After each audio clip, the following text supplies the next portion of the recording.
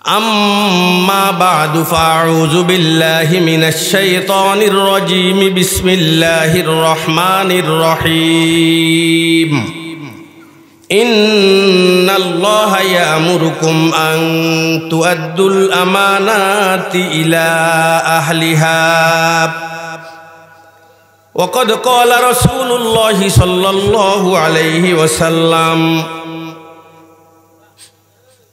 الشاب التائب حبيب الله آمنت بالله صدق الله مولانا العظيم وصدق رسوله النبي الكريم ونحن على ذلك لمن الشاهدين والشاكرين والحمد لله رب العالمين আমি যে আয়াতটুকু আপনাদের সম্মুখে তেলাওয়াত করেছি এটি নির্দেশ সম্বলিত একটি আয়াত। আল্লাহ রাব্বুল আলামিনের নির্দেশ পালনের মধ্যে রয়েছে মানব জাতির কল্যাণ। তেলাওয়াতকৃত আয়াতে আল্লাহ রাব্বুল আলামিন গোটা মানব জাতিকে লক্ষ্য করে বলছেন, তোমরা আমানতসমূহ প্রকৃত প্রাপকের কাছে পৌঁছিয়ে দাও। আমানত কাকে বলে? আমানতের ডেফিনিশন কি? আমানতের সংজ্ঞা কি? পরিচয় কি? আমানত বলা হয় যে জিনিস আমার ভোগ দখলে আছে, ব্যবহার করার জন্য অনুমতি রয়েছে, তবে সেটিকে আমি ধ্বংস করতে পারবো না, বিক্রি করতে পারবো না, এমন জিনিসকে আমানত বলা হয়। আমরা সাধারণত টাকার আমানতকে আমানত বুঝি, অথচ আমানত শব্দটি অনেক ব্যাপক। গচ্ছিত সম্পদ, অর্পিত দায় দায়িত্ব, পরামর্শ, একান্ত কথাবার্তা, বন্দার প্রতি আল্লাহর যাবতীয় বিধান, এই সবগুলো আমানতের অন্তর্ভুক্ত। তেলাওয়াতকৃত আয়াতে আল্লাহ রাব্বুল আলামিন আমানাত বহুবচন শব্দ ব্যবহার করেছেন। আমানাত, আমানতুন শব্দের বহুবচন। এই আয়াত দ্বারা বোঝা যায় প্রতিটি মানুষের কাছে একই সময় অনেকগুলো আমানত রয়েছে। আমার দেহ, এটা আল্লাহ প্রদত্ত বহুত বড় একটি আমানত। এই দেহকে আমি ব্যবহার করতে পারবো, তবে ধ্বংস করতে পারবো না। এই জন্য আত্মহত্যা মহাপাপ। কেন? আমার দেহ আমানতি বস্তু। আমানতি বস্তুর ব্যাপারে একটু আগে আমি বলেছি, ব্যবহার করতে পারবেন, উপকৃত হতে পারবেন, তবে ধ্বংস করতে পারবেন না। এই দেহকে আল্লাহ রাব্বুল আলামিন আমার উপকারের জন্য দিয়েছেন, আমি ব্যবহার করতে পারবো, তবে ধ্বংস করতে পারবো না। এই জন্য আত্মহত্যা মহাপাপ। আমরা আত্মহত্যার ভিতরেই সমাধান খুঁজছি। মনে মনে ভাবি যারা আত্মহত্যা করে যে আত্মহত্যা করলেই বোধহয় সব সেরে যাবে। না ভাই, আত্মহত্যা করলে সমাধান হবে না, বরং আপনাকে আরো কঠিন সমস্যার দিকে ঠেলে দিচ্ছেন। বিশ্ব স্বাস্থ্য সংস্থার তথ্য অনুযায়ী 2017 সালে সারা পৃথিবীতে 10 লক্ষ মানুষ আত্মহত্যা করেছে। মহিলাদের তুলনায় পুরুষের ভিতরে আত্মহত্যার প্রবণতাটা বেশি। এক সমীক্ষায় দেখা গিয়েছে প্রতি 40 সেকেন্ডে সারা ওয়ার্ল্ডের কোনো না কোনো দেশে একটি আত্মহত্যা ঘটেই চলছে। অথচ আত্মহত্যা এটা বহুত বড় কবিরা গুনাহ, মহাপাপ। তার পরিণাম চিরস্থায়ী জাহান্নাম। জনাব রাসূলুল্লাহ সাল্লাল্লাহু আলাইহি ওয়াসাল্লাম উনার জীবদ্দশায় কোনো আত্মহত্যাকারীর জানাজার নামাজের ইমামতি করেননি। যিনি আত্মহত্যা করেছে এবং যার প্ররোচনায় পড়ে আত্মহত্যা করেছে, উভয়জন জাহান্নামী। আত্মহত্যা মানুষ কেন করে? আত্মহত্যা থেকে বাঁচার উপায় কি? 10টি কারণ আমি বলবো। এই 10টি কারণ যখন পাওয়া যাবে মানুষ আত্মহত্যা করবে। নাম্বার 1, যৌতুক। এটা আত্মহত্যার জন্য বহুত বড় একটি মাধ্যম যৌতুক। আজ প্রতিটি সমাজ, প্রতিটি পরিবার এই যৌতুকের কারণে ধ্বংস হয়ে যাচ্ছে। প্রায় পত্রিকায় দেখি যৌতুকের প্রহসনে সদ্য বিবাহিতা নববধূর আত্মহত্যা। অথচ এটা কত বড় মহাপাপ, কত বড় কবিরা গুনাহ। ইসলাম এই আত্মহত্যাকে কখনো সমর্থন করে না। আল্লাহ রাব্বুল আলামিন দেনমোহরকে বাধ্যতামূলক করেছেন আর যৌতুককে হারাম করেছেন, কিন্তু আমরা তার উল্টো পথে চলছি। যেটা আল্লাহ যে জিনিসটাকে হারাম করেছেন যৌতুক, সেটাকে আমরা এখন বাধ্যতামূলক করে নিচ্ছি। আর যেটাকে বাধ্যতামূলক করেছে আল্লাহ পাক, দেনমোহর, এটাকে আজকে আমরা মানে শুধু কাগজের কলমের ভিতরেই সীমাবদ্ধ রেখেছি, বাস্তবতা নেই। কোনো দেনমোহর বর্তমান কোনো মহিলাকে আদায় করা হয় না। যৌতুক 1 নাম্বার আত্মহত্যার কারণ। 2 নাম্বার আত্মহত্যার কারণ ধূমপান। ধূমপানের কারণে স্বাস্থ্যগত সমস্যাগুলো ঘটে যাওয়ার কারণে মানুষ আত্মহত্যার পথ বেছে নেয়। ধূমপানের কারণে মানবদেহের এমন কোনো অঙ্গ নেই যে অঙ্গ ক্ষতিগ্রস্ত হয় না। লাংস, ফুসফুস, ব্রেন ক্যান্সার, মস্তিষ্কে রক্তনালী ছিঁড়ে যাওয়া, যৌন দুর্বলতা, গ্যাস্ট্রিক, আলসার, স্বাস্থ্যগত ক্ষতি ধূমপানের কারণে। 2 নাম্বার পরিবেশগত ক্ষতি। সিএনজিতে আপনি বসেছেন বা একটা সভাতে বসেছেন, একজন যদি এখানে ধূমপান করে পরিবেশ নষ্ট হয়। স্বাস্থ্যগত ক্ষতি, পরিবেশগত ক্ষতি, আবার অর্থনৈতিক ক্ষতিও রয়েছে। এক সমীক্ষায় দেখা গিয়েছে প্রতি বছর সারা পৃথিবীতে মানুষ 29,000 যেই পরিমাণ টাকা ধূমপানের পিছনে ব্যয় করে, যেই পরিমাণ টাকা সারা পৃথিবীতে, ওই পরিমাণ টাকা দিয়ে 29,012 কোটি 14 লাখ টন চাউল ক্রয় করতে পারবে। এই পরিমাণ টাকা আমরা আগুন দিয়ে পুড়িয়ে দিচ্ছি প্রতি বছর। তাহলে ধূমপান এটা স্বাস্থ্যগত ক্ষতি, পরিবেশগত ক্ষতি, অর্থনৈতিক ক্ষতি। এখানে লাভের কোনো পার্সেন্ট নেই। হ্যাঁ, একটা মাত্র লাভ আছে, যক্ষা হয় তখন ঘন ঘন কাশি বের হয়। রাত্রে যখন কাশ দেয় চোরা বেটা মনে করে গৃহস্থ, সেই জাগ্রত, এখন চুরি করা যাবে না। এই লাভ ছাড়া ধূমপানের ভিতরে কোনো লাভ বলতেই নেই। 3 নাম্বার মদ, এটা আত্মহত্যার বহুত বড় একটি মাধ্যম। 4 নাম্বার জুয়া। জুয়ায় হেরে তখন আত্মহত্যার পথ বেছে নেয়। নাম্বার 5 মনস্তাত্ত্বিক অবস্থা আত্মহত্যার অন্যতম কারণ।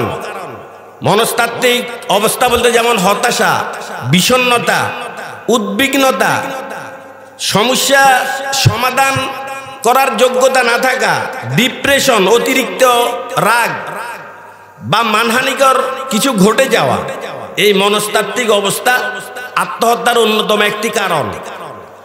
নাম্বার 6 সৎ পিতামাতার যত্নে লালিত পালিত হওয়া। আপন মাতা পিতা নেই, এখন ছেলে বলেন মেয়ে বলেন, এরা যখন সৎ পিতামাতার যত্নে লালিত পালিত হয়, অনেক সময় তারা আত্মহত্যা করে। 7 নাম্বার ইন্টারনেট, ফেসবুক, এটা আত্মহত্যার অন্যতম একটি কারণ। গত কয়েক বছর আগে রিয়াজের শ্বশুর ফেসবুক লাইভে এসে আত্মহত্যা করেছে, যুব সমাজকে দাওয়াত দিয়ে গেছে। ইন্টারনেট, ফেসবুক, এটা আত্মহত্যার অন্যতম একটি কারণ। নাম্বার 8 দারিদ্রতা, গৃহহীনতা এবং বেকারত্ব, তারপরে বৈষম্যজনিত সমস্যাগুলো ঘটে যাওয়ার কারণে মানুষ আত্মহত্যা করে। 9 নাম্বার প্রেমে ব্যর্থতা, পরিবার কিংবা সমাজ কর্তৃক প্রেমের সাপোর্ট না পাওয়া। নাম্বার 10 এনজিওদের ক্ষুদ্র ঋণের কড়া তাগাদা এবং সীমাহীন চাপ সহ্য করতে না পেরে মানুষ আত্মহত্যা করে। এই 10টি কারণ আমি বলেছি। আসুন আত্মহত্যার ব্যাপারে কোরআনে কারীম আল্লাহ পাক কি বলেছেন? ওয়ালা তুলকু বিআইদিকুম ইলাত তাহলুকা, হে আমার বান্দারা তোমরা নিজেদেরকে নিজে ধ্বংসের দিকে ঠেলে দিও না। অন্য আয়াতে আল্লাহ পাক বলেন ওয়ালা তাকতুলু আনফুসাকুম ইন্নাল্লাহা কানা বিকুম রহিমা, তোমরা আত্মহত্যা করো না, আল্লাহ তোমাদের প্রতি সীমাহীন দয়ালু। আমার ওস্তাদজি মিরু আরশুল মাদ্রাসার বুখারী শরীফের দর্স দেন, সেই বুখারী শরীফের হাদিস হযরত আবু হুরায়রা রাদিয়াল্লাহু তাআলা আনহু থেকে বর্ণিত, নবীজি বলেছেন যেইভাবে আত্মহত্যা করবে জাহান্নামে তাকে ওইভাবেই শাস্তি দেওয়া হবে। ধরুন কেউ পাহাড় থেকে লাফ দিয়ে আত্মহত্যা করেছে, জাহান্নামের মধ্যবর্তী স্থানে আগুনের একটি পাহাড় তার জন্য স্থাপন করা হবে। তাকে বলা হবে তুমি আগুনের পাহাড়ে উঠবে আর লাফ দিবে, উঠবে লাফ দিবে।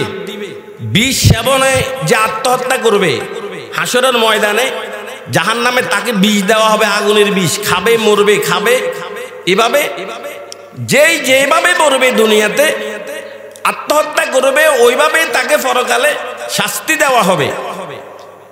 আর এই আত্মহত্যা যে ঘৃণিত কাজ এটা বোঝার জন্য এত দূরে যাওয়া লাগবে না। নবী করিম সাল্লাল্লাহু আলাইহি ওয়াসাল্লাম যিনি ছিলেন উম্মতের জন্য অসীম দয়ালু, তিনার জীবদ্দশায় তিনি কখনো আত্মহত্যাকারীর জানাজার নামাজের ইমামতি করেননি। এই কথার দ্বারাই বোঝা যায় আত্মহত্যা যে কত ঘৃণিত, নিন্দিত এবং নোংরা কাজ। আত্মহত্যা থেকে যদি বাঁচতে চান প্রিয় সমাজ ভাইরা, যে সমস্ত কারণে মানুষ আত্মহত্যা করে সমাজ থেকে সে সমস্ত উপাদানগুলোকে তাড়িয়ে দিতে হবে। মদ, জুয়া, যৌতুক, ধূমপান, তারপরে প্রেম ইত্যাদি এগুলোকে সমাজ থেকে তুলে দিতে হবে। দ্বিতীয় নাম্বার, জাহান্নামের ভয় অন্তরে জাগ্রত করতে হবে। যদি জাহান্নামের ভয় কোনো মানুষের ভিতরে থাকে সে কখনো আত্মহত্যা করতে পারে না, কারণ এটা মহাপাপ, এটা কবিরা গুনাহ। এই আত্মহত্যার পরিণাম চিরস্থায়ী জাহান্নাম। তৃতীয় নাম্বার, ইসলামের আইন অনুশাসন মেনে চলা। 4 নাম্বার, ধৈর্য শিখতে হবে। ধৈর্য হারা হয়ে গেলে অনেক সময় মানুষ আত্মহত্যা করে, ধৈর্য শিখতে হবে। নাম্বার 5, ঈমান মজবুত করতে হবে। নাম্বার 6, দ্বীন ইলম শিক্ষা করতে হবে। আজ দ্বীন ইলমের অভাবে, ধর্মীয় জ্ঞান না থাকার কারণে মানুষ আত্মহত্যা করে, মনে করে আত্মহত্যা করলে সেরে যাবে। না ভাই, সেরে যাবে না, আপনি বেঁচে যাবেন না, আপনি আরো কঠিন বিপদের দিকে এগিয়ে যাচ্ছেন। আত্মহত্যা এটা সমাধান নয়। নাম্বার 7, তাওয়াজ্জুহ। আপনাকে কোনো একজন আল্লাহওয়ালার সংস্রব অবলম্বন করতে হবে, হক্কানি আলেম ওলামার সংস্রব আপনাকে অবলম্বন করতে হবে। যখন কোনো সমস্যায় পড়ে যাবেন একজন আলেমের কাছে গিয়ে আপনার সমস্যার বিষয়টি শেয়ার করবেন। হুজুর, পারিবারিক অবস্থা এমন, সাংসারিক অবস্থা এমন। এটাকে তাওয়াজ্জুহ বলা হয়, কাউন্সেলিং, তাওয়াজ্জুহ। এটা এত বড় একটা জিনিস। ওই আলেম দেখবেন আপনাকে এমন একটি ট্রিটমেন্ট দিয়ে দিবে, এমন একটি প্রেসক্রিপশন দিয়ে দিবে, আপনি ওই প্রেসক্রিপশন অনুযায়ী যদি চলতে পারেন দেখবেন আপনার ভিতরে টেনশন থাকবে না। আপনি আত্মহত্যা করবেন একবার পাক্কা ইরাদা করে ফেলেছেন, কিন্তু ওই আলেমের তাওয়াজ্জুহ যখন আপনার প্রতি নিপতিত হবে, আলেমের তাওয়াজ্জুর বরকতে আল্লাহ পাক আপনাকে এই আত্মহত্যা থেকে বাঁচিয়ে দিবে। তাহলে আমার দেহ এটা আল্লাহ প্রদত্ত একটি আমানত, ব্যবহার করতে পারবেন, ধ্বংস করতে পারবেন না, কারণ এটা আমানতি বস্তু। দ্বিতীয় নাম্বার, আমার দিমাগ, আমার ব্রেন, বুদ্ধি, এটা আল্লাহ প্রদত্ত বহুত বড় একটি আমানত। এই দিমাগ আর ব্রেন বুদ্ধিকে আল্লাহ বিরোধী কোনো কাজে ব্যবহার করা যাবে না। আল্লাহর নবী বলেছেন, তাফাক্কারু ফি খালকিল্লাহ ওয়ালা তাতাফাক্কারু ফিল্লাহ। হে আমার উম্মতেরা, তোমরা আল্লাহর সৃষ্টি নিয়ে গবেষণা করো, ওয়ালা তাতাফাক্কারু ফিল্লাহ, আল্লাহকে নিয়ে গবেষণা করো না। আল্লাহ রাব্বুল আলামিন কোরআনে কারিমে উলুল আলবাব তথা জ্ঞানীদের পরিচয় এভাবে তুলে ধরেছেন, আল্লাযীনা ইয়াতাফাক্কারুনা ফী খালকিস সামাওয়াতি ওয়াল আরদ। জ্ঞানী হলো ওরা যারা আকাশ এবং আকাশের নিচের বস্তু দুনিয়ার বিষয়াদি নিয়ে যারা গবেষণা করে, চিন্তা করে, তারাই হচ্ছে একমাত্র উলুল আলবাব। এই দেমাগ, ব্রেন, বুদ্ধি এটা আল্লাহ প্রদত্ত আমানত। আল্লাহ বিরোধী চিন্তা পাবো না এই দেমাগ দিয়ে যদি করেন, এটা হবে আমানতের খেয়ানত। আর আল্লাহ বিরোধী চিন্তা করে লাভ কি হবে? আপনি কি গন্তব্যে পুষতে পারবেন? আমাদের থেকেও যারা বিজ্ঞ বড় বড় দার্শনিক, ওরাও এখানে এসে সারেন্ডার করেছে। তাদের মধ্যে আল্লামা ডক্টর ইকবাল, अब जुनों से कामे लोगा मैं रहे तहकीकों में, अब जुनों से कामे लोगा मैं रहे तहकीकों में, अक्लों के पीछे बहुत ही वक्त ज़ाया हो चुका, अतो असलाफ़ का जज्बे दरू कर, शरीके जुमराए ला यहज़नू कर, खिरद की गुत्तियाँ सुलझा चुका मैं, मेरे मौला मुझे साहिब जुनू कर, मेरे मौला मुझे साहिब जुनू कर। ওগো আল্লাহ, জ্ঞান বিজ্ঞানের হুকুম বেঁচে ফেলেছি, জ্ঞান বিজ্ঞানের পিছনে দৌড়ে অনেক সময় বিনষ্ট করেছি, কিন্তু ইকবাল কোনো সিদ্ধান্তে পৌঁছতে পারে নাই। মেহরবানি করে আজ থেকে ইকবালকে ওই সমস্ত ব্যক্তিদের দলভুক্ত করে নেন যাদেরকে কথিত বুদ্ধিজীবীরা পাগল বলে। সারেন্ডার করেছি ইকবাল, আমাদের থেকে বড় জ্ঞানী, বড় দার্শনিক। আল্লাহ বিরোধী চিন্তা করলে আপনি নাস্তিক হয়ে যাবেন, বেদিন হয়ে যাবেন। এই দেমাগ, ব্রেন, বুদ্ধি এটা আল্লাহ পাক দিয়েছেন আল্লাহর সৃষ্টিকে নিয়ে গবেষণা করার জন্য, আল্লাহকে নিয়ে নয়। কোরআন এটা আল্লাহ প্রদত্ত বহুত বড় একটি আমানত।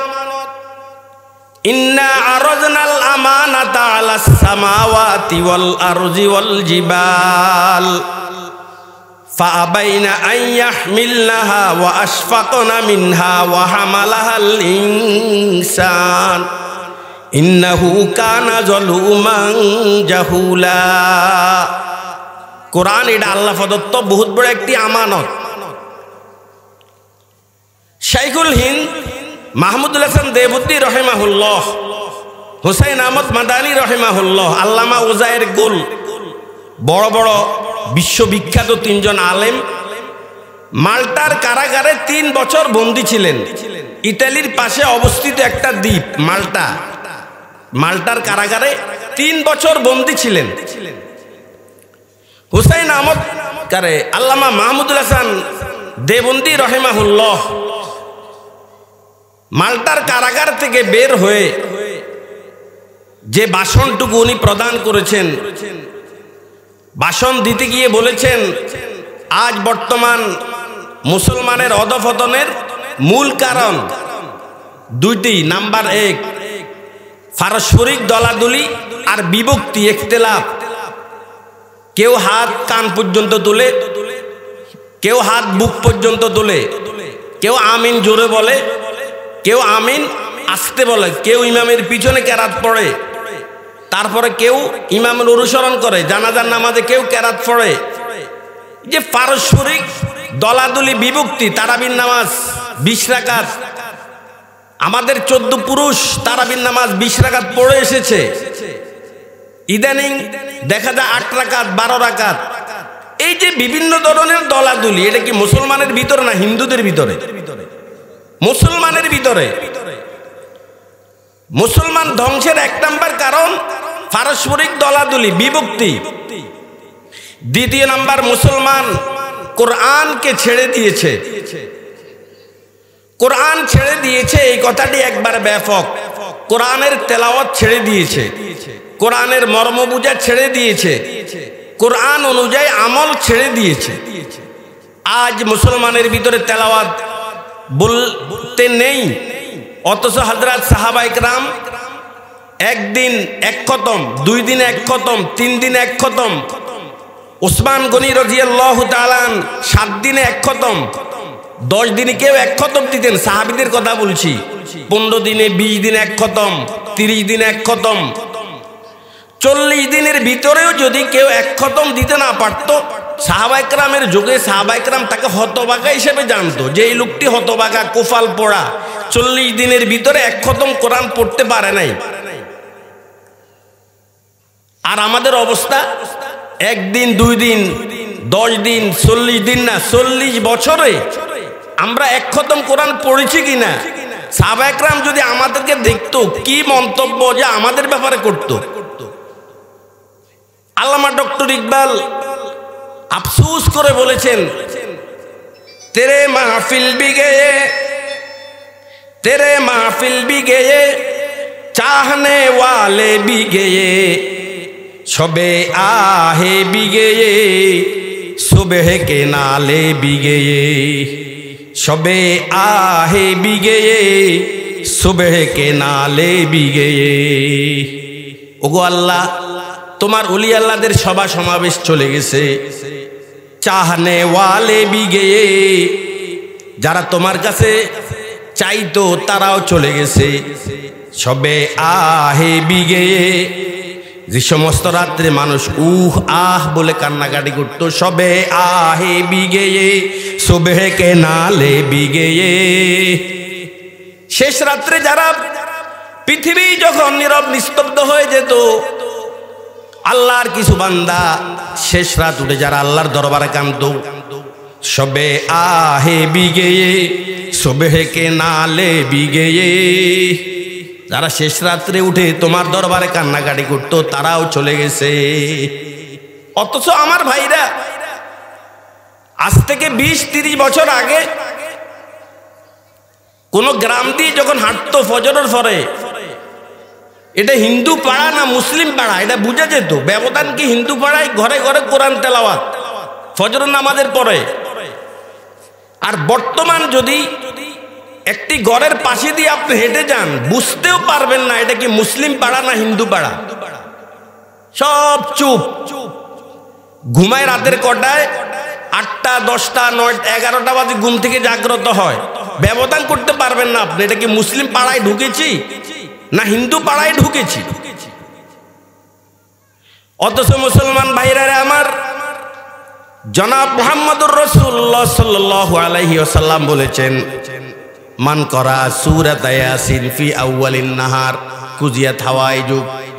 আমার কোন উম্মত যদি দিনের অগ্রভাগে সূরা ইয়াসিন তেলাওয়াত করে, আল্লাহ রব্বুল আলামিন তার যাবতীয় প্রয়োজন পূরণ করে দিবেন।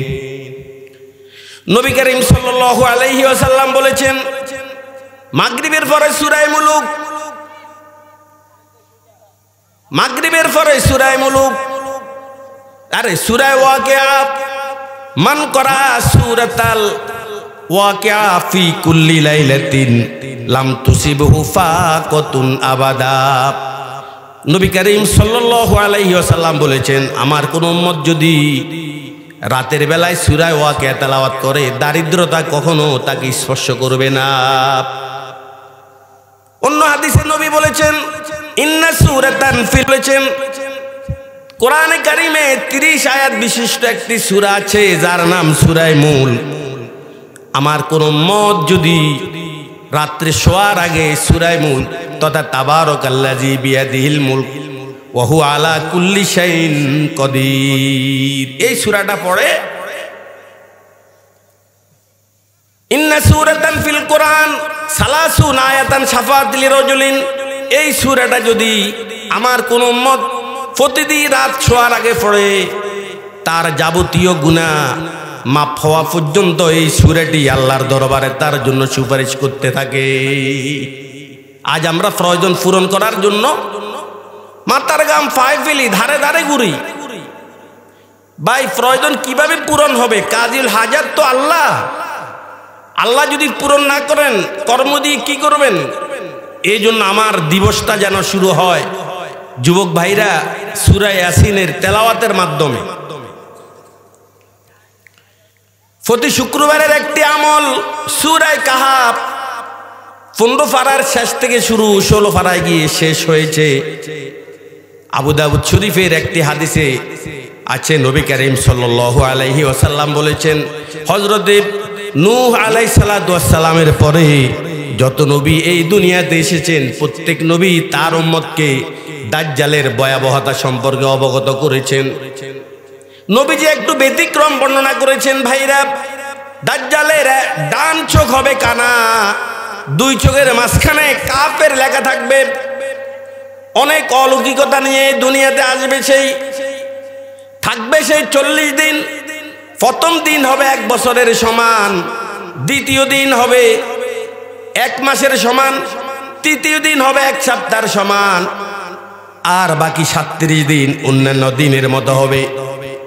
পৃথিবীর প্রতিটি আনাচে কানাচে এত দ্রুত গতিতে দৌড়বে।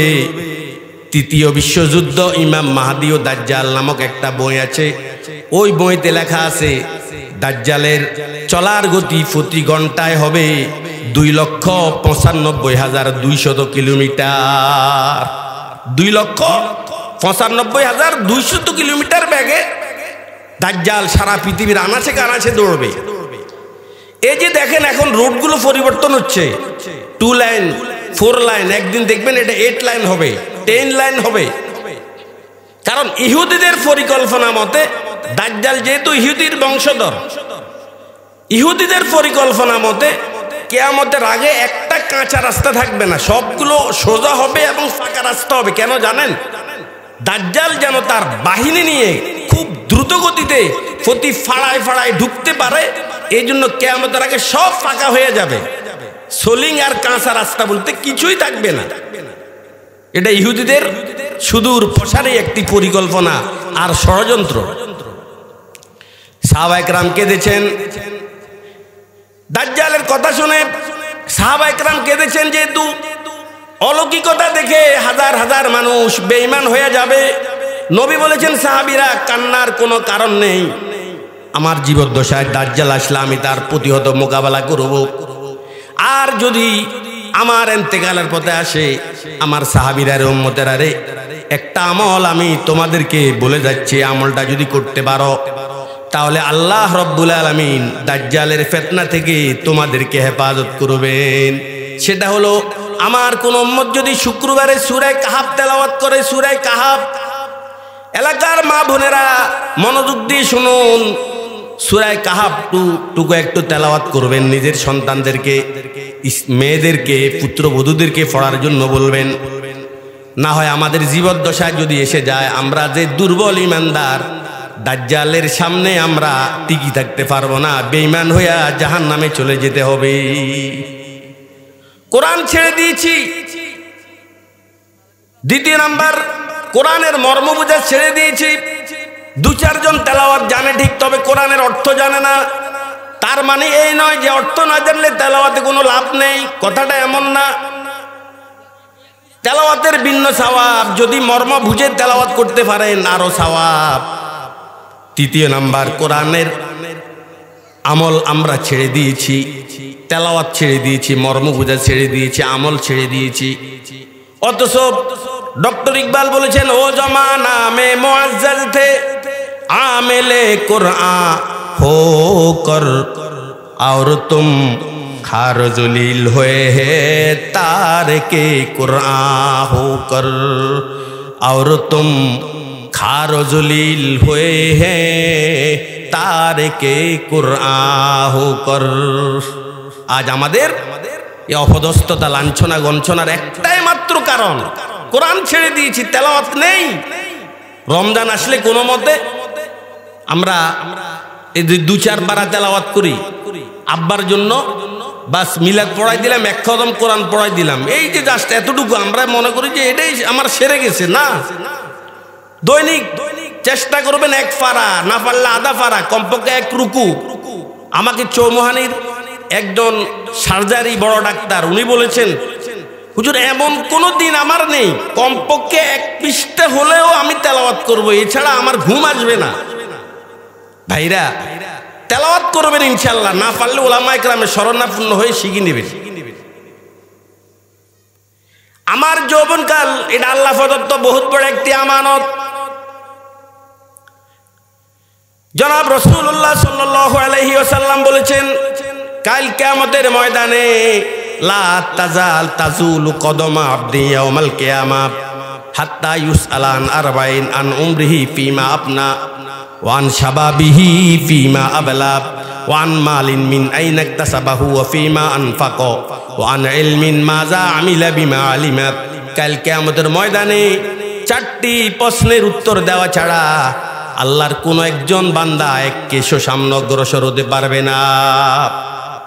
1 নাম্বার প্রশ্ন করা হবে, আন উমরিহি ফিমা আপনা, হায়াত কোন কাজে কাটিয়েছো। ওয়ান শাবাবিহি ফিমা আপনা, যুবকরে এই যৌবনকাল সম্পর্কে প্রশ্ন করা হবে, তোমার এই যৌবনকাল কোন কাজে ব্যয় করেছ। ওয়ান মালিন মিন আইনা ইকতাসাবাহু ওয়া ফিমা আনফাকা, সম্পদ সম্পর্কে প্রশ্ন করা হবে, কোথা থেকে কামাই করেছ এবং কোথায় ব্যয় করেছ। ওয়ান ইলমিন মাযা আমিলা বিমা আলিমা, জানা অনুপাতে কি পরিমাণ আমল করেছ। ও যুবক, এই যৌবনকাল সম্পর্কে আমাকে প্রশ্ন করা হবে। যৌবনকাল এটা অত্যন্ত দামি একটি সময়, ইবাদতের পারফেক্ট এবং উপযুক্ত একটা সময় কিন্তু যৌবনকাল। বাংলা সাহিত্যে যৌবনের কথা অনেক আছে। হেলায় মজিয়া শিশু কাটিও না বেলা, সময়ের প্রতি কবু করিও না হেলা। আজি যে সময় গত হইল তোমার, আসিবে না পুনঃ তাহা আসিবে না আর। তাই বলে বৃথা কাল করিও না ক্ষয়, আপনার কাজ করো থাকিতে সময়। ওই যে হেলাল হাফিজের কবিতা ওয়ালে ওয়ালে লেখা আছে, এখন যৌবন যার, যুদ্ধে যাবার শ্রেষ্ঠ সময় তার। এটা 1970-এর ওয়ালে ওয়ালে এখনো লেখা আছে। ফার্সি ভাষায় যৌবনের অনেক কথা আছে। দর জওয়ানি তোবা করদন শিওয়াহে পয়গম্বরি, वक्त फिरे गुरगे जालिम मी शवाद फरहेज़गार, किसी खाकी पे मत कर खा के अपनी जिंदगानी को, जवानी कर फिदा उस पर के जिसने दी जवानी को। যৌবনকালের অনেক কথা আছে ফারসি ভাষায়। নবীজি যুবকদেরকে অনেক কাজ দিয়েছেন, যুবকদের প্রশংসাও করেছেন এবং ওরা কাজে উত্তীর্ণ হয়েছে। আল্লাহ পাক যুবকদের প্রশংসা করেছেন, ইন্নাহুম ফিতিয়াতুন আমানু বিরাব্বিহিম ওয়াজিদনাহুম হুদা। আসহাবে কাফের আলোচনা করতে গিয়ে আল্লাহ পাক বলেছেন যে 7 জন নওজওয়ান মূর্তি পূজারী বাচ্চার ভয়ে গর্তে পালিয়েছে, 300 বছরেরও অধিক তারা ঘুমিয়েছে, এরা ছিল নওজওয়ান। যুবকদের প্রশংসা আল্লাহও করেছেন। বন্ধুগণ আমার, বুখারী শরীফের হাদিস, জনাব রাসূলুল্লাহ সাল্লাল্লাহু আলাইহি ওয়াসাল্লাম বলেছেন, সাবাতুন ইউজিল্লুহুমুল্লাহু ফি জিল্লিহি ইয়াওমা লা জিল্লা ইল্লা জিল্লুহ। 7 ধরনের লোক কাল কিয়ামতের ময়দানে আল্লাহর আরশের নিচে জায়গা পাবে। ওই 7 ধরনের লোকের মধ্যে 1 ধরনের লোক, ওয়াশাবুন নাশা ফি ইবাদাতিল্লাহ। ওই যুবক আল্লাহর বিশেষ ছায়া তলে স্থান পাবে, যেই যুবক তার যৌবনকাল ইবাদতে কাটিয়েছে। এই জন্য যুবক, আমার যৌবনকাল ফিসাগোরস একজন বড় দার্শনিক, তাকে জিজ্ঞাসা করা হয়েছে জাহাপনা সময় কি? সময়, উনি বলেছেন সময় এটা পৃথিবীর প্রাণহীন বস্তুর যেমন কোনো মূল্য নেই। যেই জাতি, যেই সমাজ সময়ের মূল্য দেয় না, তাদের কোনো মূল্য নেই। এই জন্য আমার যুবক ভাইরা, চলার জন্য তোমার একজন বন্ধুর প্রয়োজন। একজন ভালো বন্ধু খুঁজে নিবে, কারণ সৎসঙ্গে স্বর্গবাস, অসৎসঙ্গে সর্বনাশ। ও যুবক, তুমি যদি একটা মাছ ক্রয় করার জন্য যাও, মাছটা প্যাকাশে কিনা তুমি কান তুলে ভাবে দেখো। যুবক, তুমি যদি একটা গাড়িতে উঠতে যাও, গাড়িটা লক্কর চক্কর কিনা তুমি অনেক পরীক্ষা নিরীক্ষার পরে গাড়িতে ওঠো। একটা মোবাইল যখন তুমি কিনতে যাও যুবক, তুমি কত যাচাই বাছাই করে মোবাইলটা ক্রয় করো। শুনে রাখো যুবক, পচা মাছ যদি তুমি বাড়িতে নিয়ে যাও তোমার ইমান যাবে না রে যুবক। লক্কর জক্কর গাড়িতে উঠে যদি ঢাকায় যাও তোমার ইমান যাবে না। কোনো নরমাল মোবাইল যদি ক্রয় করো তোমার ইমান যাবে না রে যুবক। কিন্তু তোর চলার বন্ধুটা যদি নির্বাচনে ভুল হয় তখন তোমার ইমানের খতরা আছে, ইমান নিয়ে তোমার টানাটানি শুরু হয়ে যাবে।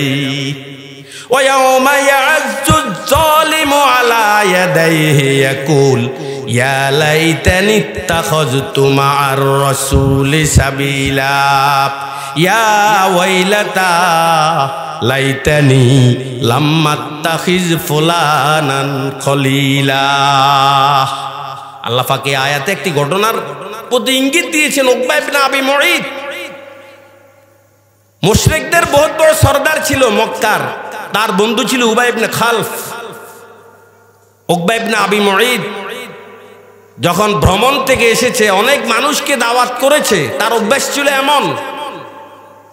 তো দাওয়াত দিতে গিয়ে মুহাম্মদ সাল্লাল্লাহু আলাইহি ওয়াসাল্লামকেও দাওয়াত দিয়েছে। মুহাম্মদ সাল্লাম যখন খেতে বসছেন একটু বায়না ধরলেন, দেখি এই লোকটাকে হেদায়েতে আনা যায় কিনা। নবীজি বলেছেন, ও উকবা, তোর খাবার আমি ততক্ষণ পর্যন্ত খাবো না যতক্ষণ পর্যন্ত তুই কালিমা না পড়িস, আমি তোর খাবারে হাত দিব না।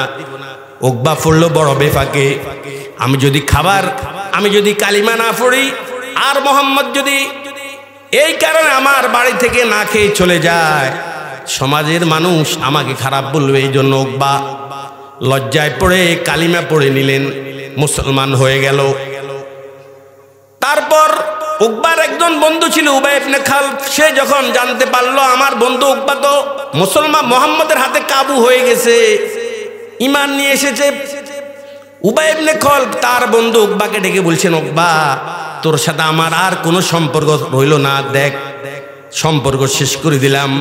যতক্ষণ পর্যন্ত মুহাম্মদের ধর্ম মুহাম্মদকে ফিরিয়ে না দিবি, যতক্ষণ পর্যন্ত মুহাম্মদের চেহারায় থুতু নিক্ষেপ না করবি, ততক্ষণ পর্যন্ত তোর সাথে আমার আর সম্পর্ক রইল না। আরে উকবা তো ঈমান এনেই ফেলেছে, ভাগ্য তার কত ভালো। কিন্তু রে ভাই, বন্ধুটা ছিল খারাপ, বন্ধুর পরচনায় পড়ে উকবা এই মন্দ কাজটি করেও ফেলেছে এবং উভয়জন গুজায় বদরে নিহত হয়ে জাহান্নামে পৌঁছে গেল। ভাইরা, এখানে চলার বিষয়, বুঝার বিষয়, উকবা তো মুসলমান হয়ে গেল, কিন্তু বন্ধুর পরচনায় বন্ধুর কথা রাখতে গিয়ে মুহাম্মদের ধর্ম আবার মুহাম্মদকে ফেরত দিল, আবার মুহাম্মদের চেহারায় থুতু মারল। তেহি দস্তানে কিসমতরা চেসুদাজ রাহা বরি কামিল, তেহি দস্তানে কিসমতরা চেসুদাজ রাহা বরি কামিল, কে খিজর আজ আবে হায়াতিশ নামিয়ারত সেকান্দররা, হাসান যে বসেরা বেলাল যে হাব সুহাইব যে রুম, যে খাকে মক্কা আবু জাহাল ইছে বুল আজাবিস, গরনা বিনত বরুজে সাবরায় চশমায়ে আফতাবেরা চেরা গুনা, চেহরায়ে আফতাব খুদ ফাশাস, বেনসিবে খুফাশাস। জন্মগত ভাবে জিগে ফোড়া কুফাইল্লা দেখবেন, বাদুর ছিলেন, বাদুর দিনের বেলায় যখন সূর্য উদিত হয় বাদুর সূর্যকে গালিগালাজ করে, পথ দেখে না। আরে বাদুর দেখে না ঠিক, কিন্তু হাজার হাজার মানুষ এই সূর্য উদিত হওয়ার অপেক্ষা করে, কখন সূর্য উদিত হবে, পথ দেখবে, কাজে কর্মে যাবে।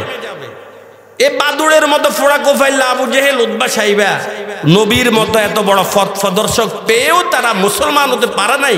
এরা জন্মগত, এরা ফোড়া কোফাইল্লা, বন্ধু খারাপ, এই জন্য উকবা খারাপ হয়ে গেছে। এই জন্য আমার যুবক ভাই, বন্ধু নির্বাচন করতে একটু সতর্ক। আমার বন্ধুটা ভালো কিনা, নামাজ পড়ে কিনা, রোজা রাখে কিনা, আমার বন্ধু ইন্টারনেট ফেসবুকের আসক্ত আছে কিনা, আমার বন্ধুর ভিতরে আপনার আলাবোলা ছেলেটি খারাপ লোক, খারাপ ছেলের সাথে চলার কারণে খারাপ হয়ে গেছে, এমন দৃষ্টান্ত সমাজে হাজার হাজার আছে। এই জন্য যুবক একজন ভালো বন্ধু খুঁজে নেবে, ও যুবক, দিনের জরুরি মাসলা মাসাইলগুলো শিখুন। অনেক যুবক জানে না জানাজার নামাজের দোয়া, অনেক যুবক জানে না ঈদের নামাজের দোয়া, অনেক যুবক দোয়ায় কোনোটা শরীর শুদ্ধভাবে পড়তে পারে না, অনেক যুবক ফরজ গোসল কিভাবে করে সেটাও জানে না। এই জন্য যুবক দিনের মাসলা মাসাইলগুলো শিখুন। সময়কে মূল্য দিন। সময়টা বরফের মতো, এটা গলেই যাচ্ছে। আমার যুবক ভাইরা, ওলামা ইকরামের সাথে চলুন। কুন আলিমান আও মুতাআল্লিমা আও মুস্তামিআন আও মুহিব্বা ওয়ালা তাকুন খামিসান ফাতালিক। হয় আলেম হও, না হয় আলেমের ছাত্র হও, না হয় আলেমের কথা শুনো, না হয় আলেমকে ভালোবাসো। ওয়ালা তাকুন খামিসান ফাতালিক, পঞ্চমে আর কিছু হবে না, তো তুমি ধ্বংস হয়ে যাবে। এই জন্য যুবক ভালো লোকের সাথে চলাফেরা করুন। ইয়ারে বদবত তোর বুয়াদা আজ মারে বদ হকে যাতে ফাকে আল্লাহু সামাদ ইয়াদে বদা রত্তরা সোয়ে জাহিম ইয়ারে নেকু গিরে তায়া বিনাইম। যদি ভালো বন্ধু ধরতে পারো, এই ভালো বন্ধু তোমাকে জান্নাতে পৌঁছিয়ে দিবে। আর যদি তোমার বন্ধু খারাপ হয়, তাহলে সেই সোয়ে জাহিম তোমাকে জাহান্নামের দিকে নিয়ে যাবে। আফসোস করবে পরকালে। ইয়া লাইতানি ইয়া লাইতানি তাখাজতু মা'আর রাসূলি সাবিলা। যদি নবীকে বন্ধু হিসাবে গ্রহণ করতাম। আফসোস করবেন, কিন্তু শেষ হবে না। আমার যৌবনকালে এটা বহুত বড় একটি আমানত। হক্কানি পীরের কাছে তার মুরিদগুলো আমানত। ওই দিন বাজারে হক্কানি পীরের 12টা আলামতের কথা বলেছি। 1 নাম্বার হক্কানি পীরের আলামত, 1 নাম্বার হক্কানি পীরের আলামত যারা সুরিশুদ্ধভাবে কোরআন তেলাওয়াত করে পড়তে জানে। 2 নাম্বার কোরআনের সহজতম তাফসিরে জালালাইন বুঝে এবং বুঝাইতে পারে। 3 নাম্বার হাদিস শরীফের সহজ একটা কিতাব মেশকাত শরীফ বুঝতে পারে, বুঝাইতেও পারে। 4 নাম্বার হানফি মাযহাবের বড় একটা কিতাব হেদায়া, নিজেও বুঝে অন্যকেও বুঝাইতে পারে। নাম্বার 5 হক্কানি পীরের 5 নাম্বার আলামত যে আরেকজন পীরের কাছে বয়াত হয়ে উনার থেকে সবক নিয়ে আত্মশুদ্ধি গ্রহণ করবে। 6 নাম্বার উনি যে এই পীরের কাছে বয়াত হবে, ওই পীরের সিলসিলা স্টেপ বাই স্টেপ নবী পর্যন্ত যেতে হবে। গদিনিশীন পীর না, নবী পর্যন্ত উনার সনদ যেতে হবে। পেয়ারা হাজিরিন, আলহামদুলিল্লাহ আমি তো গর্বের সাথে বলি, বিভিন্ন ওয়াজেও বলি, আমার শাইখ মুর্শিদ আপনাদের পাশে বসা আমার ওস্তাদজি রাহবরে দ্বীনে শরীয়ত ও তরিকত মুর্শিদি, রাহবরে দ্বীনে শরীয়ত ও তরিকত মুর্শিদি আরফিকো সৈয়দ আহমদ ও মুহাম্মদ হাফিজি, আরফিকো সৈয়দ আহমদ ও মুহাম্মদ হাফিজি। हम हकीमुल उम्मते खैरिल वरा कुद बेहुदा दस्ते गिरा यानी मुर्शिद था नबी बाहरे एमदादो बनूरो हजरते अब्दुर रहीम अब्दे बारी अब्दे हादी अज़दे दी मक्की वली। हम मुहम्मदी मुहिब्बुल्लाह शाहो बुसाईद हम निज़ामुद्दीन जलालो अब्दे कुद्दूस अहमदी। हम मोहम्मद आरिफे हम अब्दे हक शाइखे जलाल शमसे दी तुर्की अलाउद्दीन फरीदे जुदानी। बूसाहा को हम बमशा दो हुबैरा नामवर हम हुज़ैफा वब्ने अदहम हम फज़ाइले मुर्शिदी। अब्दे वाहिद हम हसन बुसरी अलीए कुतुबे दीनो हम मुईनुद्दीनो उस्मानो शरीफ हम बमौदूदो अबू यूसुफ मोहम्मद अहमदी। बूसाहा को हम बमशा दो हुबैरा नामवर हम हुज़ैफा वब्ने अदहम हम फज़ाइले मुर्शिदी। अब्दे वाहिद हम हसन बसरी अली फ़ख्रुद्दी सय्यदुल कौनैन फ़ख्रुल आलमी बुशरा नबी। फाके कुन कल्बे मोरा तू अस ख़याले गायरे खेश, फाके कुन कल्बे मोरा तू अस ख़याले गायरे खेश। बाहरे जाते खुद छपायम देजे हम राजे दिली हम गुनाहगारों से मौला सद दुरूद सद सलाम वासिले रोजा शरीफे सैयदे अबरार हो। আমার শাইখ মুর্শিদ আপনাদের এলাকার কৃতি সন্তান আল্লামা রফিকুল্লাহ দামাত বরকাতুহুম, উনার পীর ও মুর্শিদ আল্লামা সৈয়দ আহমদ রহমতুল্লাহ আলাই, উনার পীর ও মুর্শিদ আল্লামা হাফিজ হুজুর রহমতুল্লাহ আলাই, উনার পীর ও মুর্শিদ হাজি আমদাদুল্লাহ আশরাফ আলী সাহেব নাওয়ার আল্লাহু মারকাদা, উনার পীর ও মুর্শিদ নূর মোহাম্মদ জানজানবী রহিমাহুল্লাহ, উনার পীর ও মুর্শিদ আব্দুর রহিম রহিমাহুল্লাহ, উনার পীর ও মুর্শিদ আব্দুল বারি, উনার পীর ও মুর্শিদ আব্দুল হাদি, উনার পীর ও মুর্শিদ মক্কি অলি, উনার পীর ও মুর্শিদ ইমাম মুহাম্মদী রহিমাহুল্লাহ। এভাবে যেতে যেতে আব্দে ওয়াহিদের পীর হাসান বসরি রহিমাহুল্লাহ, হাসান বসরির পীরের নাম আলী মুর্তাজা রাদিয়াল্লাহু তাআলা আন, আর আলী মুর্তাজা রাদিয়াল্লাহু তাআলা আনহুর পীরের নাম আকায়ে নামদার তাজেদারে মদিনা মুহাম্মদুর রাসূলুল্লাহ সাল্লাল্লাহু আলাইহি ওয়াসাল্লাম। মাত্র 41 ওয়াসিতায় আমার পীরের সনদ নবী পর্যন্ত গিয়ে পৌঁছে। একজন হক্কানি পীরের কাছে তার মুরিদগুলো আমানত, একজন রাষ্ট্রপ্রধানের কাছে তার রাষ্ট্রের জনগণগুলো আমানত, একজন ওয়ার্ড মেম্বারের কাছে তার ওয়ার্ডের জনগণগুলো আমানত, একজন চেয়ারম্যানের কাছে তার ইউনিয়নের লোকগুলো আমানত, একজন এমপির কাছে তার আসনের লোকগুলো আমানত, একজন মন্ত্রীর কাছে সেই যেই ডিপার্টের মন্ত্রী পুরো ডিপার্টটা তার কাছে আমানত, প্রধানমন্ত্রী সবকিছুর সর্বশ্রেষ্ঠ আমানতদার। পরকালে জিজ্ঞাসাটাও করা হবে সেভাবে। মেম্বারকে ইউনিয়ন কেন্দ্রিক প্রশ্ন করা হবে না, ওয়ার্ড কেন্দ্রিক প্রশ্ন করা হবে যে তোমার ওয়ার্ডে কতটি হত্যাকাণ্ড সংঘটিত হয়েছে, তুমি কোথায় ছিলে। চেয়ারম্যানকে তার ইউনিয়ন কেন্দ্রিক প্রশ্ন করা হবে, এমপিকে তার আসন কেন্দ্রিক প্রশ্ন করা হবে। তুমি যে নোয়াখালীর 3 আসনের এমপি ছিলে, তোমার আসনে কতটা হত্যা সংঘটিত হয়েছে, কত লোক অন্যায়ভাবে মদ খেয়েছে, জুয়া খেলেছে, হিসাব দাও। একজন মন্ত্রী সেই যেই ডিপার্টের মন্ত্রী পুরাটা ডিপার্ট তার কাছে আমানতদার। প্রধানমন্ত্রী সবকিছুর সর্বশ্রেষ্ঠ আমানতদার, জিজ্ঞাসাটাও করা হবে সেভাবে। সিলেটের আবরার ফাহাদকে হত্যা করেছে কে, অমুক গ্রামের অমুককে হত্যা করেছে কে, এভাবে পুঙ্খানুপুঙ্খভাবে প্রধানমন্ত্রীকে সবকিছুর ব্যাপারে প্রশ্ন করা হবে। নির্বাচন আসলে আমরা পাগল হয়ে যাই মেম্বার হওয়ার জন্য, চেয়ারম্যান হওয়ার জন্য, এমপি হওয়ার জন্য। এটা যে কত ভয়াবহ এক জিনিস, এই খবরটা আমাদের নেই। জিজ্ঞাসা করা হবে আপনাকে, এটা মজার জিনিস না। চেয়ারম্যান হয়েছেন তো একটা মুসিবত আপনার কাছে চলে এসেছে, পুঙ্খানুপুঙ্খভাবে আপনাকে পুরো ইউনিয়ন সম্পর্কে প্রশ্ন করা হবে, উত্তর দিতে হবে, কড়াই গন্ডা হিসেব নিবে আপনার থেকে। একজন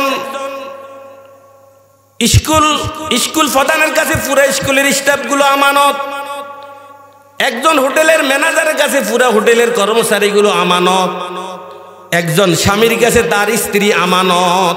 স্ত্রী সম্পর্কে প্রত্যেক স্বামীকে কিয়ামতের দিন প্রশ্ন করা হবে। ওয়াশিরুহুন্না বিল মারুফ। আল্লাহ পাক স্বামীদেরকে সুপারিশ করতেছে, ও স্বামীরা তোমরা স্ত্রীদের সাথে সদ্ব্যবহার করো। মহিলাদের নসিব কত ভালো, তারা বলে ইসলাম ওদেরকে কোনো অধিকার দেয় নাই। কোরআন তো জানে না, বুঝিও না। দুনিয়ার কাহার জন্য মন্ত্রী সুপারিশ করে, কাহার জন্য এমপি সুপারিশ করে, কাহার জন্য মা সুপারিশ করে, কাহার জন্য বাপ সুপারিশ করে। আর স্ত্রীদের জন্য স্বয়ং আল্লাহ রব্বুল আলামিন সুপারিশ করছেন স্বামীদের কাছে, ওয়াশিরুহুন্না বিল মারুফ। ও স্বামীরা তোমরা স্ত্রীদের সাথে সদ্ব্যবহার করো। স্ত্রীদেরও কিছু হক আছে তোমাদের উপরে, 7টা হক স্ত্রীরা পাও না আপনাদের কাছে। স্বামীদের উপর স্ত্রীদের 7টা হক, কান দিয়ে শুনুন। নাম্বার 1, নৈতিক ও ইসলামী শিক্ষা। মানুষের সবচেয়ে দামি সম্পদ ঈমান, আকীদা। যারা স্বামী আছেন, আপনার স্ত্রীর ঈমানের খবর নিতে হবে, সে ইসলামী আকীদাগুলো জানে কিনা, জানলে মানে কিনা, মানলে সহি শুদ্ধভাবে মানে কিনা।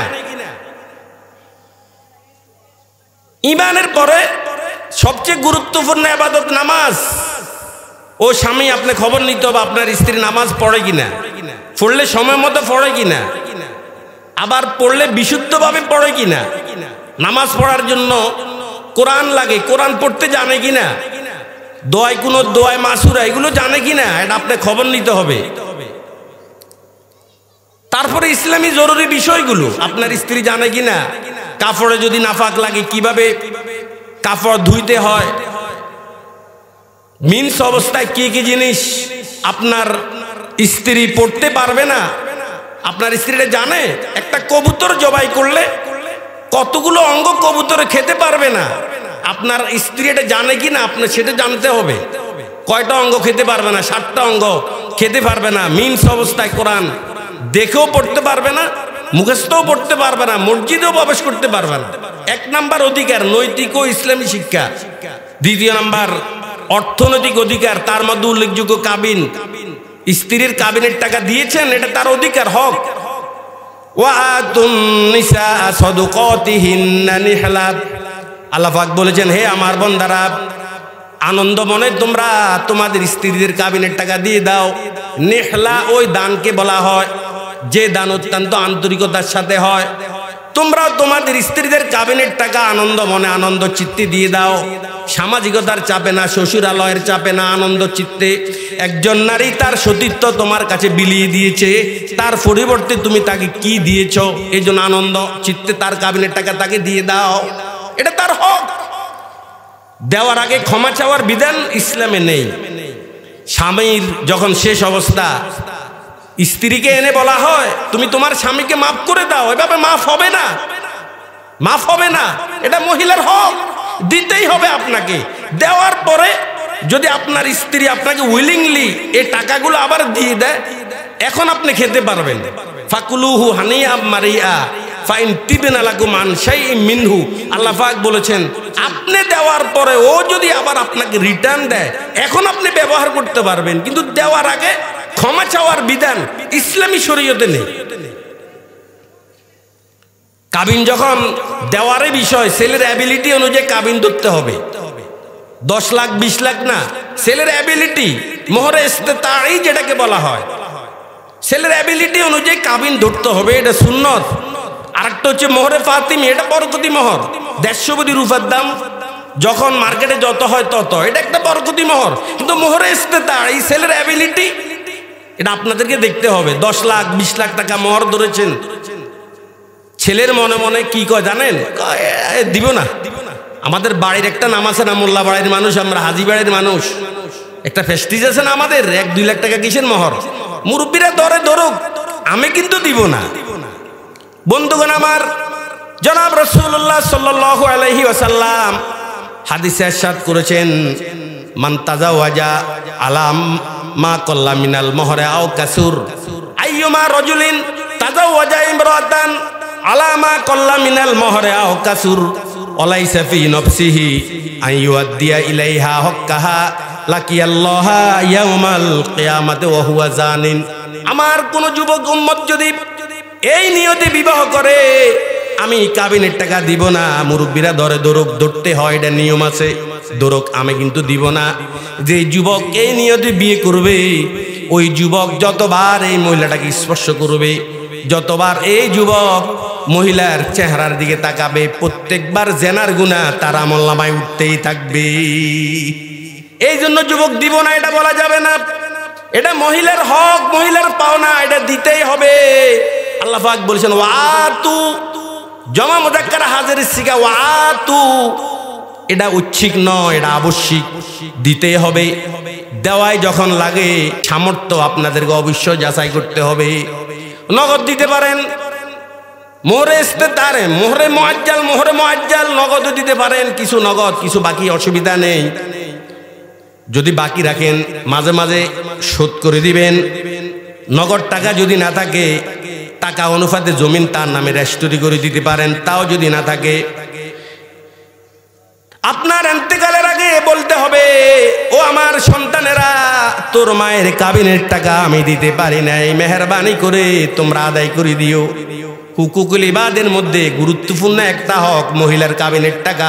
কালকে আমাদের ময়দানে আপনার স্ত্রী যদি আপনার নামে আল্লাহর দরবারে মামলা করে, ও আল্লাহ আমার এই পাষণ্ড স্বামী মন মতো আমাকে ব্যবহার করেছে, যেমন ইচ্ছা তেমন, মনের মতো সে আমাকে ব্যবহার করেছে গো আল্লাহ, তবে আমার কাবিনের টাকা আদায় করে নাই, আজকে আপনার আদালতে আমি বিচার চাই।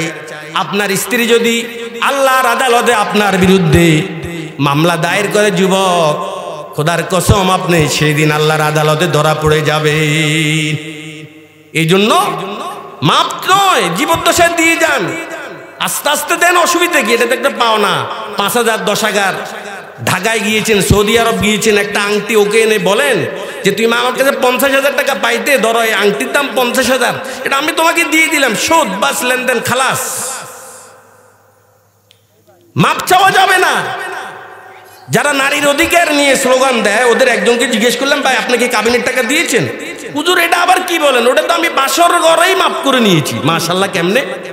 আমার স্ত্রীকে বাসর ঘরে এনে দেওয়ার পর আমি আমার স্ত্রীকে বলেছি, তোমার গায়ে ততক্ষণ পর্যন্ত হাত দিব না যতক্ষণ পর্যন্ত তুমি আমার কাবিনের টাকা মাপ না করো। মাশাআল্লাহ, যে নারী অবলা নারী, ওদেরকে বলা হয় অবলা। অবলা যে অবলা নারী, যে পুরুষের হাত ধরে তার বাড়িতে এসেছে, আর একান্ত নির্জন কক্ষে এই পুরুষ নামে কাপুরুষ মহিলাকে হাইকোর্ট আর আদালত দেখাই দিছি, কাবিনের টাকা মাপ না করা ছাড়া তোমার গায়ে হাত দিব না। হাকিম মোহাম্মদ থানভী রহমতুল্লাহ আলাই বলেছেন, ডাকাত 2 প্রকার, একটা হলো রাজপথের ডাকাত, কালো রাস্তার ডাকাত, আর এক প্রকারের ডাকাত বাসর ঘরের ডাকাত, যারা কাবিনের টাকা মাফ করার জন্য স্ত্রীকে হাইকোর্ট আর আদালত দেখায়, প্রেসার ক্রিয়েট করে, এরা হলো সবচেয়ে বড় ডাকাত, এরা সবচেয়ে বড় কাপুরুষ। যুবক, হাসার কথা নয়, ধরা পড়ে যাবে। এই জন্য কাবিনের টাকা এটা উচ্ছিক না, আবশ্যিক। ये उजूबी हुकुम है, এটা দিতেই হবে, নো স্যাক্রিফাইস, এখানে কোনো স্যাক্রিফাইস চলে না, এটা দিতেই হবে আপনাকে। অর্থনৈতিক অধিকার, মান্থলি আপনার স্ত্রীকে কিছু টাকা দিবেন, মান্থলি, প্রতি মাসে। বুজুর্গানে দিন বলেছেন, এটার খবরও তুমি নিতে পারবে না, ও কোন কাজে ব্যয় করে করুক, তার ছোটখাটো প্রয়োজনগুলো সে টাকা দিয়ে পূরণ করবে। এভাবে 7টা অধিকার: সৎ ব্যবহার পাওয়ার অধিকার, ভালোবাসার অধিকার, রাত্রি যাপন, স্ত্রী শারীরিক চাহিদা মিটানো, আপনার সামর্থ্য অনুযায়ী স্ত্রীর চাহিদা মিটাইতে হবে। বুজুর্গানে দিন বলেছেন, কমপক্ষে 4 মাসের ভিতরে একবার দৈহিক মিলেমিশে আপনার স্ত্রীর সাথে আপনি করতে হবে। 4 মাসের ভিতরে কমপক্ষে একবার দৈহিক মিলেমিশা, এটা তার হক, এটা তার অধিকার। ভরণ পোষণ, এটা তার অধিকার। আপনার স্ত্রীকে সেপারেট থাকতে দেওয়া, ও যদি বলে আমি যৌথভাবে থাকবো না, আপনি তাকে সেপারেট করতে হবে। ও যদি বলে আমি ভাত রান্না করে খাবো না, আপনি প্যাকেট খাবার তাকে কিনে দিতে হবে। কোরআন হাদিস অনুযায়ী স্ত্রীর উপরে শ্বশুর শাশুড়ির খেদমত এটা জরুরি না, ও যদি করে এটা ছেলের উপর জরুরি। আর ছেলে কিভাবে ব্যবস্থা করবে ও বুঝে। এখন তো সমাজে বিয়ে করাছেন, তো ছেলেকে বিয়ে করানোর পরে এখন ননদ, বাসুর, দেবর সব মনে হয় যেন রিটায়ার্ড পারসন, এখন আর কাজ করা লাগে না। আর ভাত খাওয়ার পরে প্লেটটা যে ধুইবে এটাও করে না, কারণ কর্মচারী নিয়ে আসছে, তো আমরা এখন রিটায়ার্ড পারসন সবাই, ও কাজ করবে, এখন করণী ধরে নিয়ে আসছেন। খবরদার, ফেয়ার হাজিরিন, বিষয়গুলো মাথায় রাখবেন। অর্থনৈতিক অধিকার, বন্ধুগণ আমার, আপনার সন্তান আপনার কাছে আমানত। সন্তান যখন ভূমিষ্ঠ হবে, ভূমিষ্ঠ হওয়ার আগ থেকে সন্তানের অধিকার শুরু হয়ে যায়। নাম্বার 1, সন্তানের জন্য একজন ভালো মা নির্বাচন করা। সন্তানের জন্য একজন ভালো মা নির্বাচন করা, এটা সন্তানের 1 নাম্বার অধিকার। ভালো মা, ধার্মিকা মা, এটা সন্তানের 1 নাম্বার অধিকার। 2য় নাম্বার অধিকার, সন্তান ভূমিষ্ঠ হওয়ার 7ম দিন সুন্দর একটি নাম নির্বাচন করবেন। সুন্দর নাম বলতে নবী করিম সাল্লাল্লাহু আলাইহি ওয়াসাল্লাম বলেছেন, ইন্না হাব্বা আসমাইকুম ইলাল্লাহি আব্দুল্লাহ ওয়া আব্দুর রহমান।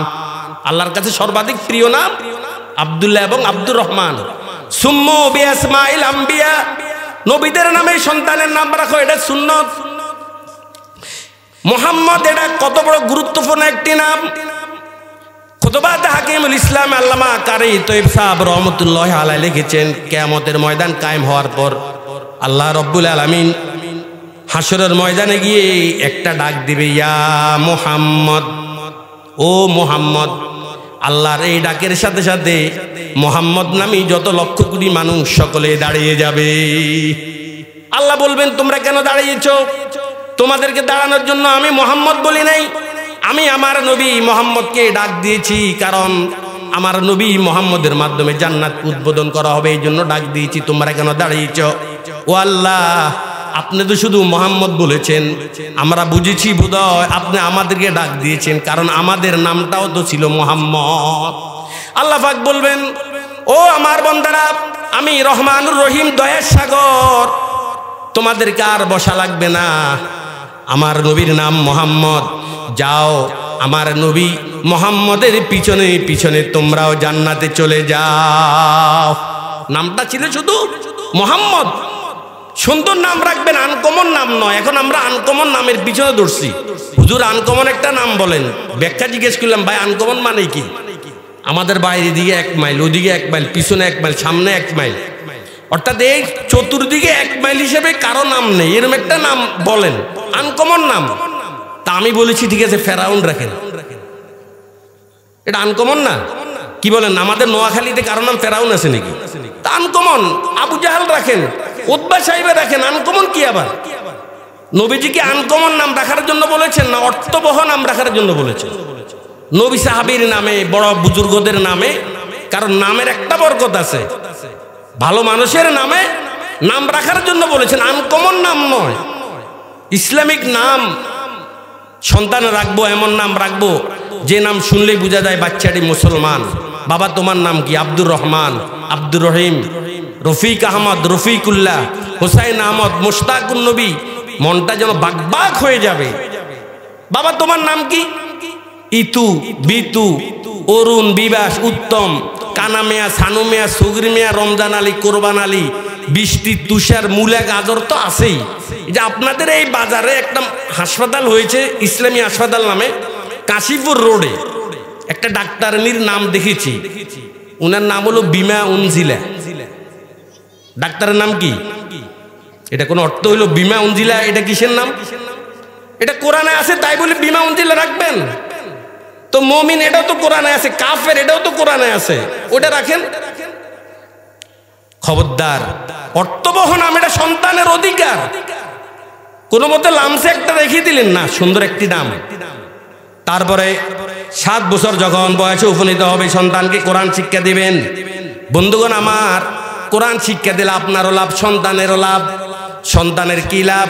ক্বালা রাসূলুল্লাহি সাল্লাল্লাহু আলাইহি ওয়াসাল্লাম ইউকালু লিসাহিবিল কোরআন ইকরা ওয়ারতাকি ওয়ারাত্তিল কামা কুনতা তুরাত্তিলু ফিদ দুনিয়া ফা ইন্না মানজিলাকা ইনদা আখিরি আয়াতিন তাকরাউহা। সাহিবে কোরআনকে বলা হবে ফরকাল ইকরা, ও বান্দা 1 আয়াত পড়ো, একটা তালা উপরে উঠো, 1 আয়াত পড়ো, একটা তালা উপরে উঠো। এভাবে কোরআনে কারিমে 6000-এরও বেশি আয়াত রয়েছে। তার মানে যে সাহিবে কোরআন কোরআন পড়বে, সে অনুযায়ী আমল করবে, আল্লাহ রব্বুল আলামিন 6000-এর চেয়েও বেশি তালাওয়ালা একটা জান্নাত তাকে দান করবে। তার লাভ। মাতা পিতার কি লাভ? ক্বালা রাসূলুল্লাহি সাল্লাল্লাহু আলাইহি ওয়াসাল্লাম মান করাল কোরআন ফাস্তাজহারাহু ফাহাল্লা হালালা ওয়া হাররামা হারামা আদখালাহুল্লাহুল জান্নাহ ওয়া শাফাহু ফি আশরাতিন মিন আহলি বাইতিহি কুল্লুহুম কদ ওয়াজাবাত লাহুন নার। আল্লাহ আবরারুল হক সাহেব রহমতুল্লাহ আলাইহির কবরকে জান্নাতের বাগানে পরিণত করুক। উনি সুন্দর একটা কথা বলেছেন যে একটা ছেলে হাফেজ হওয়া মানে জান্নাতের 11টি টিকিট, 11টি ভিসা পেয়ে যাওয়া। জান্নাতের কয়টা ভিসা? 11টি ভিসা। এই হাদিসের আলোকে উনি বলেছেন 10টা ভিসা তার মাতা পিতা সহ বাকিদের জন্য, আর একটা ভিসা নিজের জন্য। এটা কি আমেরিকার ভিসা না জান্নাতের ভিসা? আর এক আমেরিকার ভিসার জন্য মানুষ কত পাগল, 50 লাখ 60 লাখ, তাও ভূমধ্য সাগরে লাশ ভাসে। যাওয়ার পরে দুনিয়া তো আপনি পাবেন বকতের কিসমত, যতই লাফালাফি করেন দুনিয়া আসবে না। যদি কিসমতে থাকে আসবে, কিসমত না থাকলে আমেরিকাতেও কিছু আসবে না। আমেরিকার ভিসার জন্য কত পাগল। যদি ছেলে একটাকে আমেরিকায় পাঠাইতে পারে গর্ব করে। হুজুর বললে কি লই যাবেন নি? আমার ছেলে আমেরিকায় গেছে, ও যে গত কয়েকদিন আগে 10 লাখ টাকা পাঠাইছে, আপনি কি বললে নিবেন হুজুর? কি গর্ব! আরে ভাই, কোথায় আমেরিকার টিকিট, কোথায় জান্নাতের টিকিট? একটা ছেলে হাফেজ হওয়া মানে জান্নাতের 11টা টিকিট সে পাবে, 10টা আপনাদের জন্য আর একটা তার জন্য। কোনটা ভালো, আমেরিকার টিকিট ভালো না জান্নাতের টিকিট ভালো? কথা বলেন না কেন? যে ছেলে মে কিতা সিরে সে জন হতি হে না জন কাতি है उसी इल्म को अरबाब हुनर मऊ आया अहले हुनर ज़ौक़े हुनर खूब है लेकिन जो अपनी हकीकत को न जाने वो हुनर क्या मकसूद हुनर सूज़े हयात अबुदी है या एक नफस या दो नफस मिसल शरर क्या शायर के नवा हो के मुगन्नी का नफस हो जिससे समन अफसरदा हो वो बाद सहर क्या ये इल्म नहीं ज़ोहर है अहरारों की हक में जिस इल्म का हासिल है जहाँ में दो कफ़े जाओ जिस इल्म का हासिल है जहाँ में दो कफ़े जाओ। तो আমার ভাইরা, সন্তানের 3 নাম্বার অধিকার তাকে কোরআন শিক্ষা দেওয়া। এই কোরআন শিক্ষা কেন্দ্র একটা মাদ্রাসার সামনে আমরা একটা অনুষ্ঠানে বসেছি, অনেকগুলো ছাত্রকে পুরস্কৃত করেছে। আমার কলিজা বাগবাগ হয়ে গেছে। আমার সন্তানটাও যদি আজকে জনসম্মুখে এভাবে পুরস্কার পেত। হাকিম আক্তার সাহেব রহমতুল্লাহ আলাই বলেছেন, ওই বাপের কুফাল সবচেয়ে ভালো যেই বাপের ইন্তেকালের পরে বাপের জানাজার নামাজের ইমামতি করেছে তার জন্মদাতা ছেলে, ওই বাপের কুফাল সবচেয়ে ভালো। আলহামদুলিল্লাহ, আমার বাপের জন্য কিছু করতে পারি আর না পারি, 2006 সালে ইন্তেকাল করেছেন। আব্বুকে নিজ হাতে গোসল দিয়েছি, কাফন কাপড় পরিয়েছি, নিজ হাতে আব্বুকে কবরে রেখেছি। 2022 সালের 2রা ডিসেম্বর আম্মা ইন্তেকাল করেছেন। ধোয়া দিতে আর পারি না, আমি পুরুষ, কিন্তু আম্মার জানাজার নামাজের ইমামতি করেছি, আম্মাকে কবরে রেখেছি। ওই বাপের কুফাল সবচেয়ে ভালো, ওই বাপ ভাগ্যবান, সান কোয়েল্লা বাপ, যে বাপের জানাজার নামাজের ইমামতি করেছে তার জন্মদাতা ছেলে। আমার ছেলে আমেরিকায় আছে, লন্ডন আছে, সস্ত্রীক জাপান থাকে, এটা গর্বের বিষয় না। আমার ছেলে হাফেজে কোরআন, এটা গর্বের বিষয়। আমার ছেলে কোরআন পড়তে জানে, আমার ছেলে একজন আলেম। আমার উস্তাদজির যতগুলো ছেলে আলহামদুলিল্লাহ সবগুলো হাফেজে কোরআন। কত নসিব, কত যে ভাগ্য ওনার, কতটা ছেলে উনাকে জান্নাতে নেবে আমি চিন্তা করতেছি। আলহামদুলিল্লাহ, আমারও 2জন সন্তান হাফেজে কোরআন, আমার 2টা ছেলে হাফেজে কোরআন। কোরআন শিখারও লাগবে তো ইনশাআল্লাহ। ডিসেম্বর মাস আমার ছেলে ডক্টর ব্যারিস্টার বানানোর জন্য আমি বলছি না, আমার ছেলেটা যেন একদম কমপক্ষে কোরআন পড়তে জানে, পড়াইতে জানে, একটা হাফেজ যদি হতে পারে। কোরআন শিখাও ছেলে মেয়েকে ওহে মুসলমান, জান কবজের সময় তোমার হইবে রে আসার, জান কবজের সময় তোমার হইবে রে আসার। আমার এই দেহটা আল্লাহ প্রদত্ত একটা আমানত, আমার এই দেমাগ আল্লাহ প্রদত্ত বহুত বড় একটি আমানত। কোরআন এটা আল্লাহ প্রদত্ত বহুত বড় একটি আমানত। আমার যৌবনকাল আল্লাহ প্রদত্ত বহুত বড় একটি আমানত। একজন হক্কানি পীরের কাছে তার মুরিদগুলো আমানত, একজন রাষ্ট্রপ্রধানের কাছে রাষ্ট্রের জনগণগুলো আমানত, একজন মেল ফ্যাক্টরির মালিকের কাছে তার অধীনস্থ লোকগুলো আমানত, একজন স্কুল প্রধানের কাছে পুরো স্কুলের টিচার ছাত্র সহ সব আমানত, একজন মাতা পিতার কাছে তার সন্তানগুলো আমানত, একজন স্বামীর কাছে তার স্ত্রী আমানত। ইন্নাল্লাহা ইয়ামুরুকুম আন তুআদ্দুল আমানাতি ইলা আহলিহা। আল্লাহ পাক বলেছেন, হে আমার বান্দারা, আমানত প্রকৃত প্রাপককে পৌঁছিয়ে দাও। এক একজন মানুষের কাছে এট এ টাইমে কতগুলো আমানত দেখেছেন আমার ভাইরা? এই আমানতের রক্ষা যদি আমি করতে পারি, আমার জন্য রয়েছে মহা সুসংবাদ। আল্লাহ রাব্বুল আলামিন আমাদের সকলকে আমানত পালন, আমানতের যথাযথ এই রক্ষা করে উভয় জাহানে ধন্য হওয়ার তৌফিক দান করুন। ওমা আলাইনা ইল্লাল বালাগ ওমা তাওফিক ইল্লা বিল্লাহ। আসসালামু আলাইকুম ওয়া রাহমাতুল্লাহি ওয়া বারাকাতুহু।